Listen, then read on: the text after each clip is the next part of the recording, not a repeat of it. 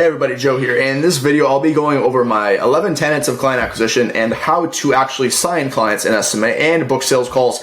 And I have just dumped everything I know about client acquisition to this video. If you don't know me, I am Joe. I run a 40K a month SMA in the real estate niche, and I book about 15 appointments a day through paid ads and cold calling. So these are my two channels I have used to scale to 40K a month, and I'm at 50K a month if you include my coaching that I help other agency owners with.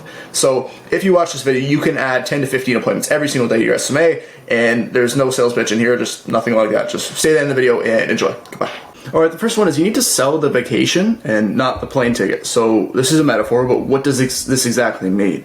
So everybody wants to take the vacation. Everybody wants the good weather on a vacation, the nice villa, the nice resort type thing. But they don't care about getting there because it's the actual desire that they want, but they don't care about the 16-hour plane ride or any of the difficulties booking it or anything like that. And when you're selling someone a vacation, you don't want to sell them all the bad things about the process or anything like that. You want to sell the dream outcome and the actual result that they want. When you're selling your process with the SMA example here, you don't want to sell them on, we're going to set up your go high level, then we're going to launch the ads. We're going to target the ads in a certain way that we get you these leads, etc. We're not selling anything of the means, right? So we call this selling the ends and not the means. So we're not selling the way to get to the end, we're selling the end outcome that they'll get from this whole process, right? So when we're selling, we want to be very, very results oriented because that's all they care about, right? Sure, the CRM is important to track the leads and sending Facebook ads. It's very important so they can get the leads in. Normally, when we're selling, they don't care about that. They care about the extra money they're going to make. They care about the time you save. They care about going on vacation with their family every year with the actual time that they saved and the more money they're making from our service. So when you're selling, don't sell them on the process. Don't spend minutes and tens of minutes selling the actual process of the service. They only care about the outcome. They do not care about the process.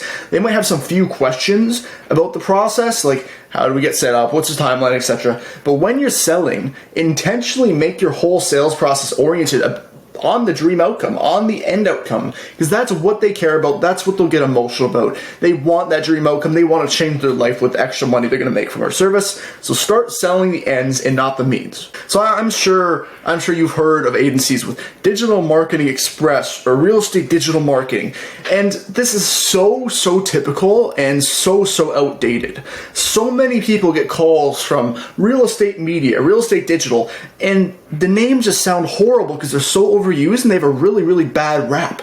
So what we want to do with really all parts of our service, we want to make it sound intriguing. Getting off of the business name example, and let's get on the program example. Let's say we're selling them a program of our business, right? So what if we contrast Facebook ads mastery, right? Facebook ads, like, it's intriguing, like mastery sounds intriguing. Facebook ads doesn't sound intriguing. Every single agency in the world is selling you Facebook ads as a service. So when you're talking to your prospects and sales call after sales call after sales call, they're hearing Facebook ads or Google ads or something stereotypical exactly like this, they're going to hear it 1,000 times and they're not going to be interested. They're going to say, not interested, I've heard this exact same sales pitch 1,000 times, I don't care about it. But when you gave your service and your actual thing a really good name, it makes it sound intriguing. It makes it sound better. And this is a really small thing that you can do to actually take your program next level, right? So I'll give you the actual name of my program that I use for my real estate agency. So don't copy this, please. Just don't do that. But I call it Listing Acquisition Strategies, or how you can get 3 new listings in 90 days with our listing acquisition strategies. That sounds intriguing. Listing acquisition. Like, all it means is you're getting new listings, but a listing acquisition strategy. So when you put like a label or a new name to the service that you're selling, it makes it sound that much more valuable. They care about it more because it's something they haven't heard before. They've heard Facebook ads, real estate Facebook ads 1,000,000 times. Real estate Google ads or landscaping Google ads, landscaping Facebook ads, so many times that when they hop on the sales call, they will not care for your thing, because when you attach a label that is different and sounds much better, they will care that much more to actually join the program because it sounds like something novel and something different. And the surprising part about this, with having a good name, you can actually price your services higher because you're that one agency that's selling a different thing with a different name and a different label, so it sounds that much more valuable. So second one is name your thing very tactically, name it purposefully, don't call it something typical, call it something different that's actually going to get it to stand out. The next thing that is unbelievably important is you need to know your avatar. And this is some theory, it's not some direct marketing thing that you can apply right now for your agency to make more money, but it's something that can make you a lot more money, get you a lot more clients over the long run. So bear with me for a second. So when you're doing messaging, when you're doing ads, when you're doing cold calling, anything to do with contacting your avatar or your niche, you need to know, like, to the T, that avatar you are contacting. Because based on that avatar, you are going to be doing all of your outreach scripts, all of your ad scripts, all of your service delivery based off of that one person. Right? Because if you don't know how to define that one person, like a stereotypical real estate agent, stereotypical landscaper, etc., you will not know how to market to them, right? This is why we see variations in outreach messages from niche to niche, because each niche is different, and each niche has a different type of persona or personality attached to the particular person that's in the niche.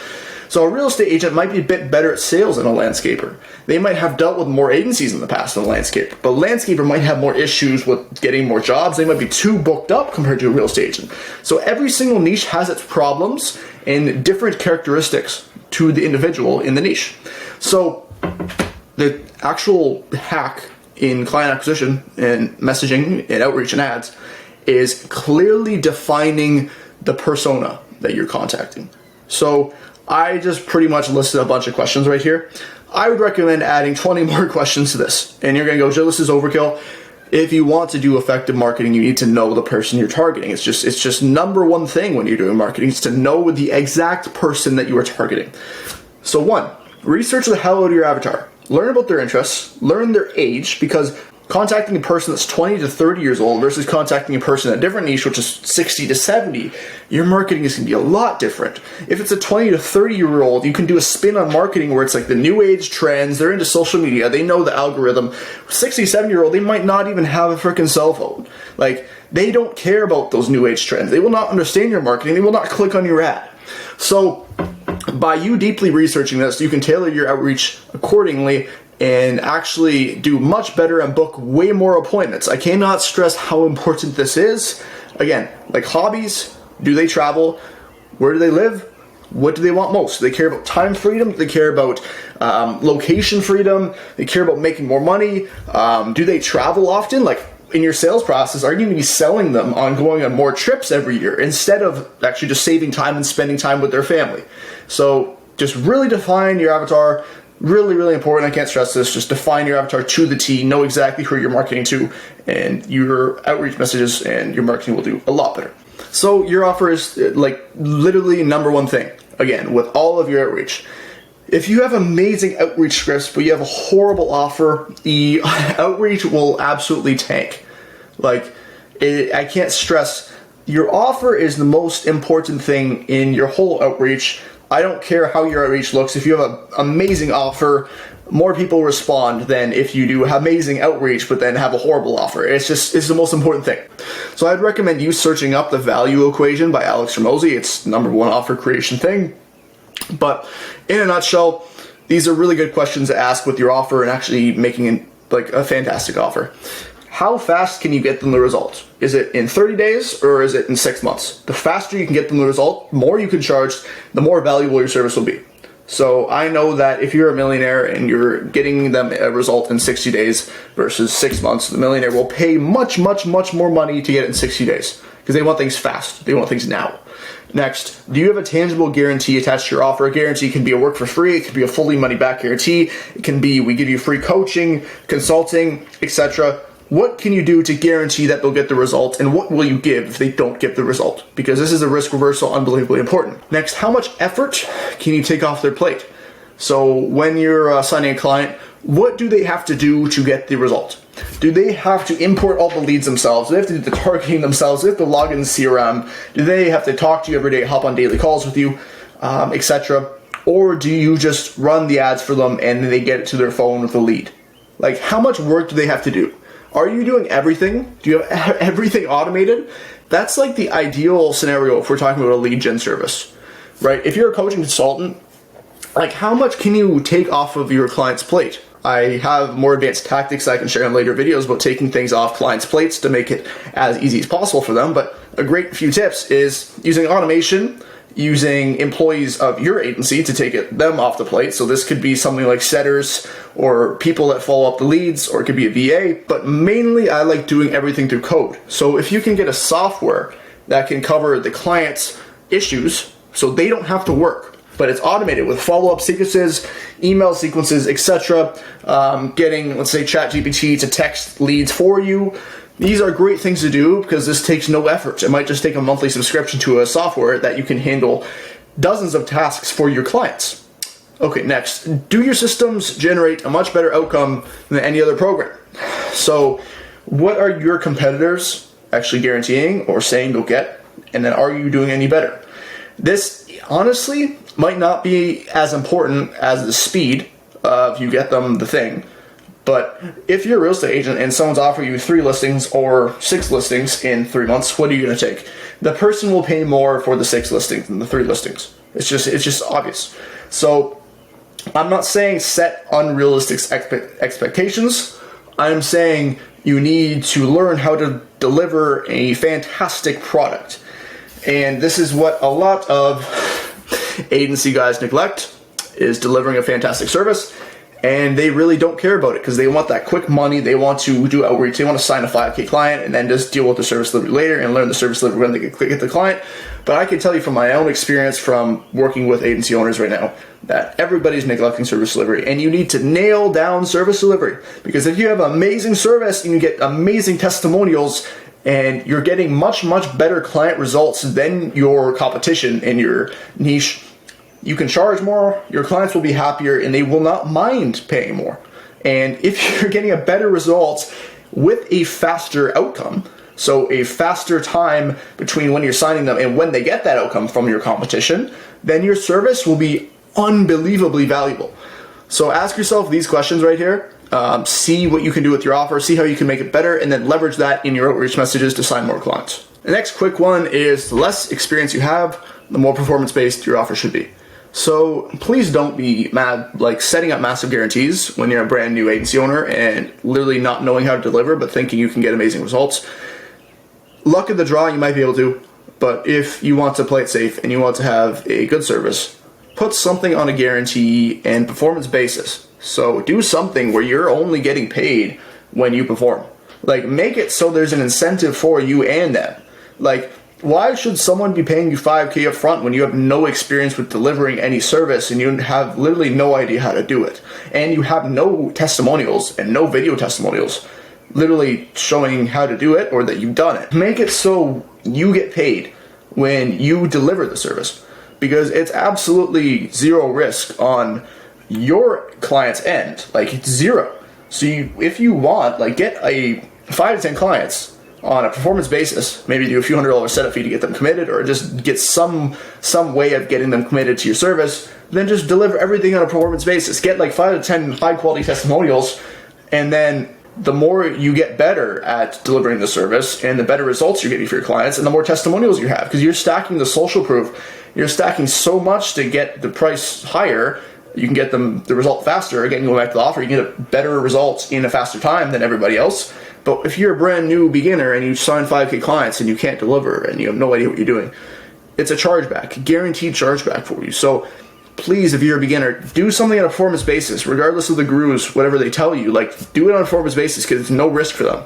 Like, only someone delusional thinks they can perform as good as a multi-million-dollar agency when you're starting from ground zero, day one. So don't do that. Just do on a performance basis, please. So next one is just be different. Like, just be different than everybody else. And this is easy to say and hard to do, if I'm going to be honest. So the way I would do this is do market research, go on 20 different agencies that is in your niche, and then go on their websites. You could even go on their Calendly to see what they're saying, try to get their offer, see their pricing, and just structure it differently. You can add different bonuses in, you can just frame your marketing different or something like this. But almost everybody in the real estate niche has been scammed before. they've been burned by lead gen agencies, run their ads, got 0 leads, and they have a bad experience, so they don't want to sign on. But if you frame yourself differently, if you do something on a performance-basis offer, you have high-quality testimonials, you have the process that you can actually show them. If like they ask about it, you can show them the ads. Something like this somehow differentiates yourself from the whole market. And again, this is very hard to put in practice, but if you find even a small thing, like framing yourself differently, like with a different name, with a listing acquisition versus Facebook ads, or my play was transparently, I was running Google ads for real estate instead of Facebook ads. So that was like a change in the market because nobody was doing Google ads. So that was my pattern disrupt. It was a whole different service. So they're like, I've been burnt by Facebook ads 10 times, but now this guy's doing Google. So it's like, I should trust this guy. It's a whole different thing.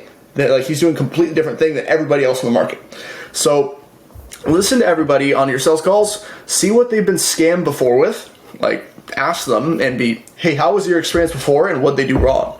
Because this is transparent feedback to you. So then you can tailor your offer and your service differently, and you can be a pattern disrupt than every other sales call they've ever been on. Just be different than everybody else in the market. Try your best to do that. Like have one thing that you're different than everybody else that they'll go, wow, you're different, right? So very important. So next thing is a quick hiring tip when you're hiring anybody on DM setters, cold calling, media buying, anything like this. Mainly I'm talking about outreach in this case, but when you're hiring, hire on a performance basis or incentivize performance at least. So honestly, let's say you're getting paid by the hour versus you're getting paid to perform. Who do you think is going to work harder? The person getting paid by the hour is going to be at the computer and do 50 dials and go, oh, I'm getting paid by the hour, I can take a 15-minute break. The person who's getting incentivized for booking appointments is going to dial as fast as they can and book as many appointments as they can because they're getting paid to do it. Like, they need to book appointments to get paid. So the person incentivizing for performance is going to do better. So as an example, this is my cold caller payout structure. I'll quickly verbally say it. I would pay them $25 per qualified show of the appointment. So they would book the appointment in my calendar, $25 per qualified show. And the reason I said qualified show and not just a booked appointment is because they can be booking every appointment in the world, not qualifying anybody, not caring if the realtor is fully booked, but they just want the appointment and they just want to actually get that booking in Calendly, even if it's a no-show, because they're getting paid for it. So if you have cold callers actually vetting the leads, talking to the real estate agents, delivering a great service on the cold call and having great tonality, talking to them like a friend, then booking them in, the real estate agent's going to be warmed, is actually going to show to the meeting, so they're incentivized to get them to show to the meeting, and they're incentivized to qualify them. So this is how I did my incentive-based pricing, and then I also gave them 10% on the close of the real estate deal on the sales process. So they have a base pay being incentivized by per qualified show, and then they get 10% of the actual full payout if we close the deal. So that's my payout structure. Notice how it's incentivized for them to perform.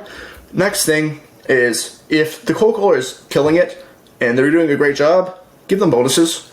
Like, if they get 3 closes in a week, give them a bonus payout, like, because then they'll be even more motivated to get those results. So just be nice with the cold callers, give them bonuses when they need them. If they're doing a great job, give bonuses. I'm not saying if they don't do a great job, just give them bonuses randomly. I'm saying if they're killing it, they're booking 10 appointments a day, they're getting you a few closes a week, there's no harm in just giving them a few $100s or just something like that to get them even more motivated. Next thing is track everything. What gets measured gets managed.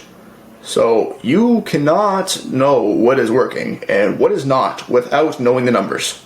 This was a mistake on my end when I was first scaling my agency, and when I tracked everything beginning to end with my agency, my cold caller KPIs, my service delivery KPIs, my close rates, literally front end to back end numbers in spreadsheets mapped out. This is when I knew exactly what I was doing wrong and what I was doing well. So as an example, you need to test cold call scripts. You need to see what's resonating with the prospects and what isn't. And if you're not tracking it, you're just kind of guessing. You're guessing everything. If you're going to change a variable in your business, you need to have everything mapped out in percentages and KPIs.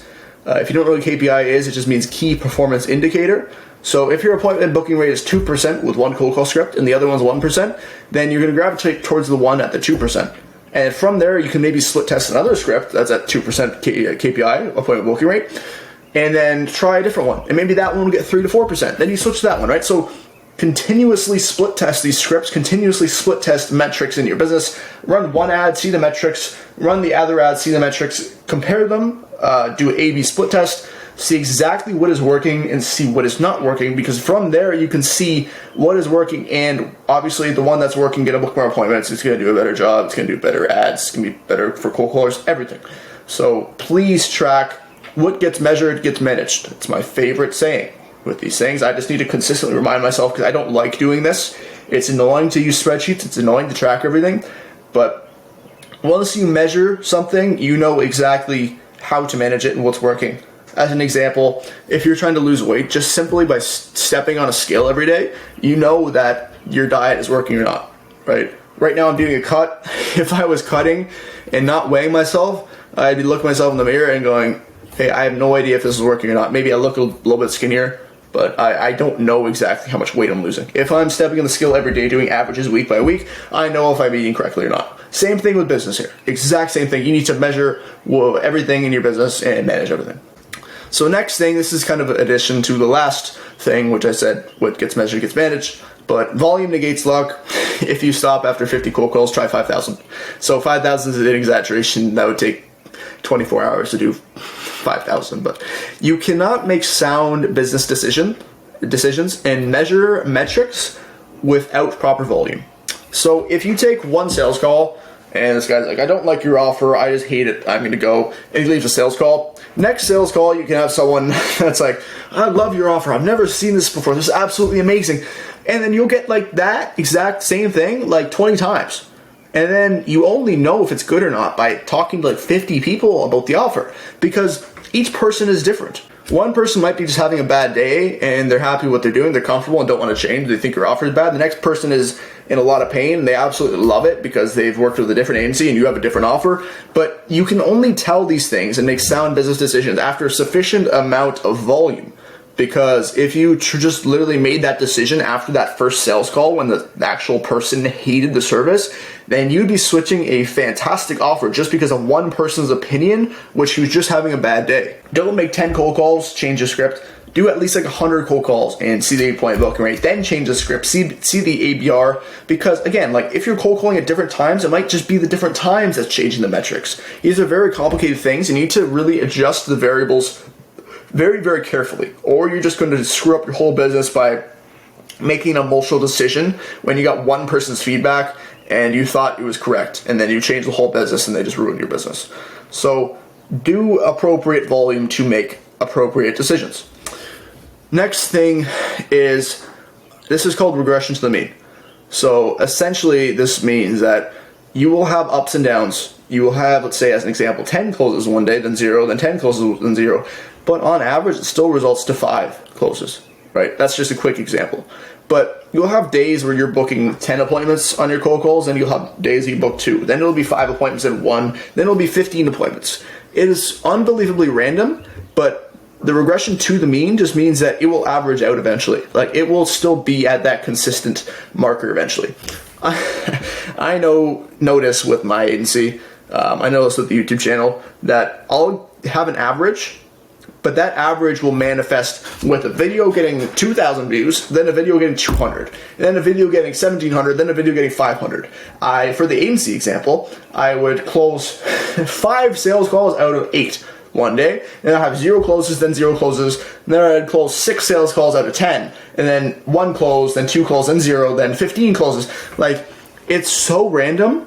And this is why you can't be emotional about these things. Again, just in business, you cannot be emotional because you need to realize that in sales, you will have this average out.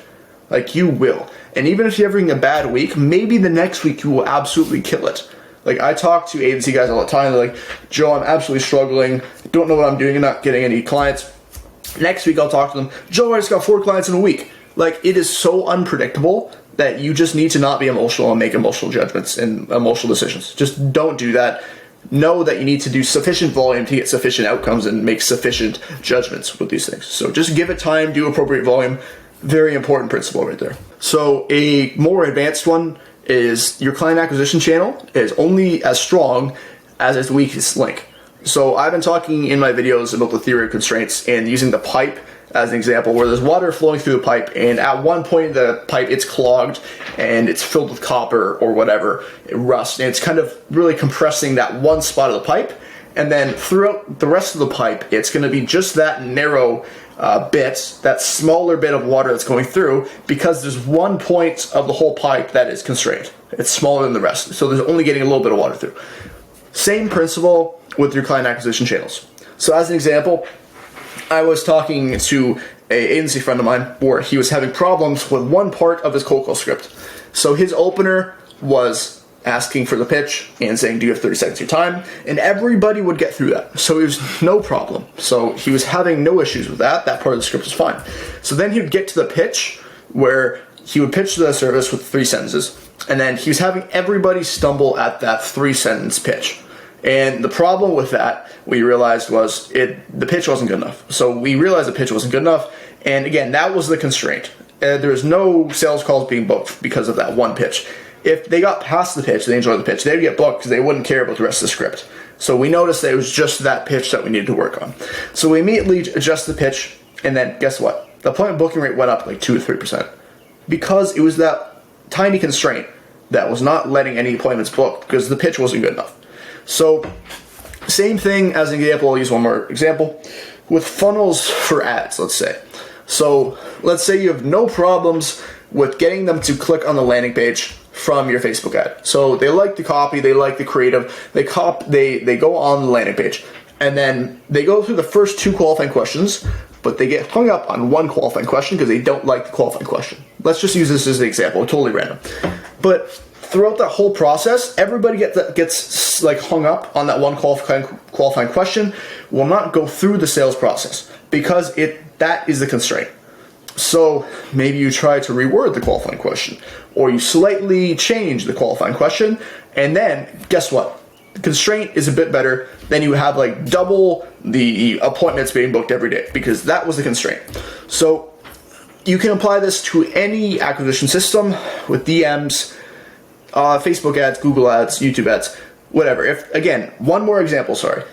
If people are getting hung up on this video at one point of the principles on this video, that would be the constraint. Again, I can't tell because I'm uploading the video, but I would know in my YouTube analytics that they're getting hung up on that one spot. So maybe next video I won't talk about that topic anymore because everybody's getting hung up. So if everybody's fine with the rest of the video, but the one topic they don't like, then that's constraint.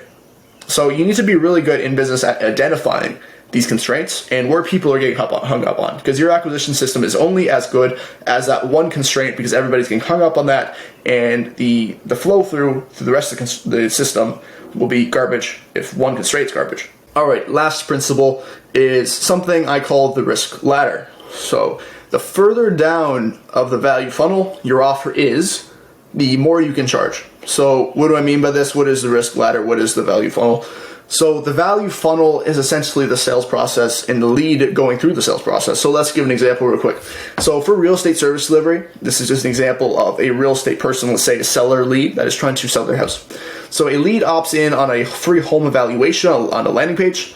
Next, the appointment gets booked with the agent and then tries to build a rapport, the lead to visit the home. Next, it goes to an appointment, and then next, a deal goes through. So this is just typical real estate sales process. So if you're charging per lead, you might only charge a few $100s.